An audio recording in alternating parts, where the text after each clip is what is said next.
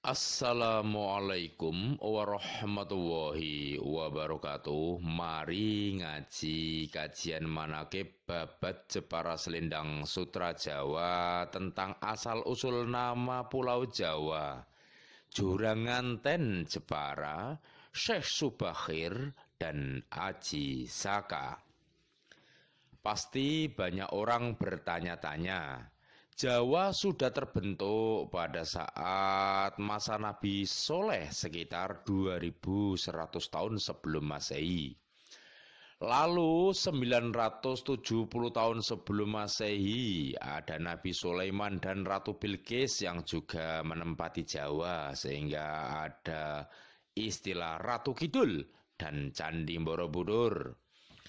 Lalu ada pada tahun 600-an Masehi Keraton Kalingga di Jawa.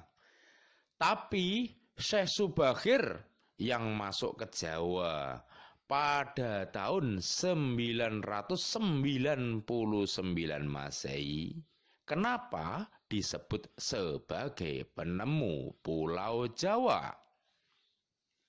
Tentang kisah Nabi Sulaiman dan Ratu Bilqis, lalu ada penguasa Segoro Kidul, ada Candi Borobudur, tentang Keraton Kalingga, akan kita bahas lengkap dalam bab yang lain. Sekarang kita kembali ke Syekh Subakhir sebagai penemu Pulau Jawa. Subscribe dan like channel YouTube Babat Jepara Selendang Sutra Jawa agar bisa selalu mengikuti secara utuh semua kisah yang berhubungan dengan Jepara dan Jawa. Di Pulau Jawa Dwi Papajara saat ini berarti ada Pulau Jawa, tapi dahulu masih bergabung dengan Sumatera dan pulau lain. Pada zaman Keraton Kalingga diberi nama oleh Ratu Sima sebagai Java Dwi Papajara, yang artinya pulau tempat kerjasama. Pada tahun 675 Masehi, di Java Dwi Papajara pernah terjadi bencana besar, yaitu pertama kali meledusnya Gunung Krakatau yang dibarengi meledusnya semua gunung di Jawa, seperti ada Gunung Muria, Gunung Merapi, dan lainnya, sehingga terjadi tsunami besar yang melenyapkan kehidupan di Pulau Jawa Dwi Papajara. Tapi pada saat terjadi tsunami, bagaimana dengan Keraton Kalingga? Akan kita bahas dalam bab lain tentang Ratu Sima. Bukti pernah terjadi bencana besar di Jawa bisa kita temukan di atas gunung-gunung di Jawa saat ini. Banyak sekali kita temukan cangkang kerang dan pasir putih. Setelah terjadi bencana besar tsunami dan gunung meletus, Java Dwi Papajara terbelah menjadi dua, yaitu saat ini menjadi Pulau Jawa dan Sumatera. Dan di Jawa saat itu sudah tidak ada lagi manusia yang masih hidup. Kalau antara tahun 675 Masehi sampai tahun 1000 Masehi ditemukan artefak kehidupan, bahkan ada kerajaan di Jawa, bisa jadi ada artefak dari luar Jawa yang ada kehidupan di tahun antara 675 sampai tahun 1000 Masehi. Tapi setelah tahun 1000 dibawa ke Jawa, sehingga setelah diteliti di antara tahun tersebut seakan ada kehidupan di Jawa. Karena sebelum Jawa terpisah dengan Sumatera yang dinamakan Pulau Jawa Dwipapajara, berarti juga di situ ada Pulau Sumatera, sehingga kerajaan yang ada di Jawa bukan di Jawa saja, tapi bisa jadi juga di Sumatera atau sebaliknya. Contoh, Keraton Kalingga di Jawa, karena sudah ada sebelum tahun 675 Masehi, maka bisa juga dikatakan berada di Sumatera atau pulau lain yang saat itu masih terhubung dengan Sumatera. Setelah tahun 675 Masehi, di Jawa tidak ada lagi kehidupan. Tapi ada satu makhluk yang masih hidup, yang tubuhnya tinggi besar dengan perut gendut, tangan kanan menunjuk ke depan, sedangkan tangan kiri menunjuk ke belakang, yang bernama Samaro, yang mempunyai sifat semar atau suka memberi petunjuk, punya sifat Petruk yang artinya pemimpin, punya sifat Gareng yang artinya sabar, dan juga punya sifat Bagong yang artinya serakah sebagai penguasa atau danyang Jawa yang bertapa di Batu Tumpuk Telu untuk menunggu istana bekas Istana Kalingga yang saat ini berada di daerah sekitar Donorojo, Kabupaten Jepara. Tapi tentang asal-usul siapa sebenarnya Samaro akan kita bahas dalam bab lain. Siapapun yang datang ke Jawa akan dicegat dan ditanya oleh Samaro. Jika punya niat tidak baik, maka akan dibunuh. Pada tahun 999 Masehi, ada seorang saudagar Muslim dari Mesir bernama Syekh Subahir yang berdarah keturunan sahabat Utsman bin Affan. Pada saat itu, kapalnya terdampak badai laut, lalu terdampar di Pulau Jawa yang saat ini berada di sekitar pantai Ujung Batu, Donorojo, Jepara. Di daratan, Syekh Subahir menuju Bukit Candi Cilik, yaitu bekas Istana Kalingga, untuk mengambil air.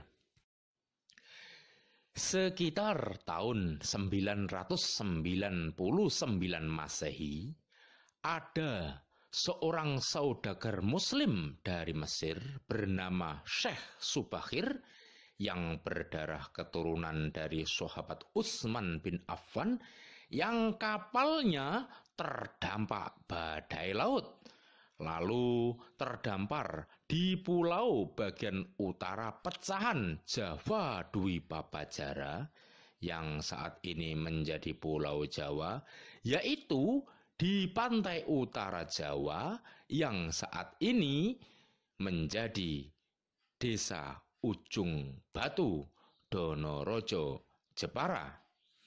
Di daratan Ujung Batu, Syekh Subahir menuju Bukit Candi Cilik, yaitu bekas Istana Kalingga, untuk mencari air. Di Candi Cilik, Syekh Subahir langsung dicegat oleh Samaro, lalu ditanya apa niat, maksud, dan tujuan kedatangannya ke Jawa Dwipapajara atau Jawa. Syekh Subahir menjawab kalau dia hanya terdampar kapalnya, tapi punya niat maksud ringin sungsang artinya mencegah keburukan. Dan juga punya niat tujuan untuk ringin kurung, artinya menyebarkan kebaikan, atau dalam Islam dinamakan menyebarkan takwa. Maka Samaro mengizinkan Syekh Subahir menempati Jawa, dan Syekh Subahir mendapatkan selendang sutra Jawa dari Eyang Semar. Selendang sutra Jawa artinya mendapat kisah yang sebenarnya tentang Pulau Jawa sebelum Syekh Subahir datang.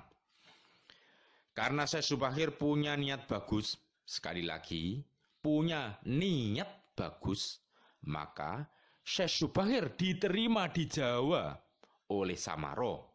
Maka Syekh Subahir menamai Pulau Pecahan Java Dwi Papajara sebagai Pulau Vanjawi, yang artinya bisikan hati, atau hanya orang yang punya niat bagus atau baik yang akan bisa membuka rahasia Jawa. Lalu lama-lama menjadi Pulau Jawi, dan menjadi Pulau Jawa, dan menjadi Pulau Jawa. Di Jawa, Syekh Subahir mempunyai kucing kesayangan yang berbulu putih yang diberi nama Saba.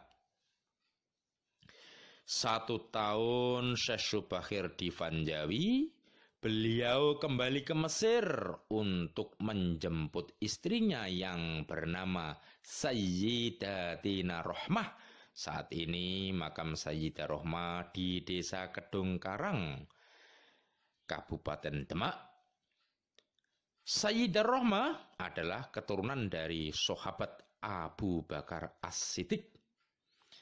Bersama istrinya, Syekh Subahir keliling Jawa untuk menurunkan keturunan-keturunannya.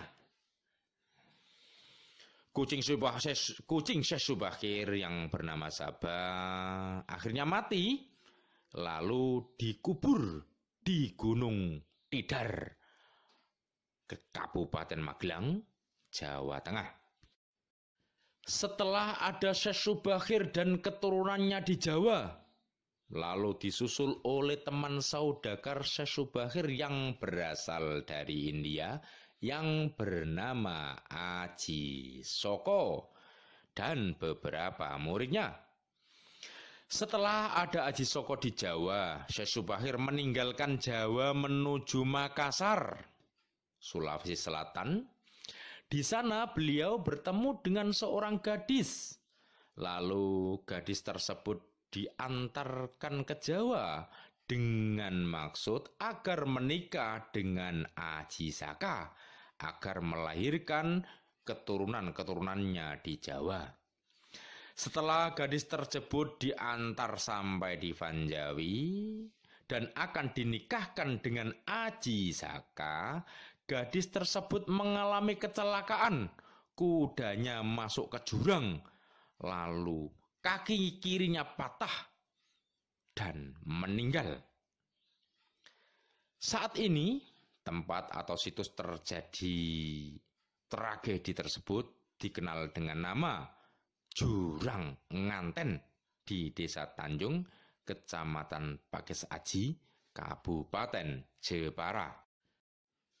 Syekh Subahir adalah seorang wali dengan laduni karomah. Karena Syekh Subahir telah diberitahu oleh Samaro bahwa ada perjanjian laduni yang isinya nantinya di Pulau Vanjawi akan ada hanya 9 wali dengan laduni karomah. Wali di Jawa banyak sekali, tapi yang mempunyai laduni karomah cuma ada 9 makam saja di Jawa saat ini. Maka Syekh Subahir meninggalkan Jawa menuju Makassar, Sulawesi Selatan untuk menyebarkan Islam di sana dan akhirnya wafat dan dimakamkan dengan nama makam panjang. Demikian kisah tentang asal-usul penemu dan pemberi nama Pulau Vanjawi, lalu menjadi Pulau Jawi, lalu menjadi Jawa adalah oleh Syekh Subakir. Kita ketemu lagi dalam kisah yang lain, masih dalam channel YouTube Babat Jepara Selendang Sutra Jawa. Assalamualaikum warahmatullahi wabarakatuh.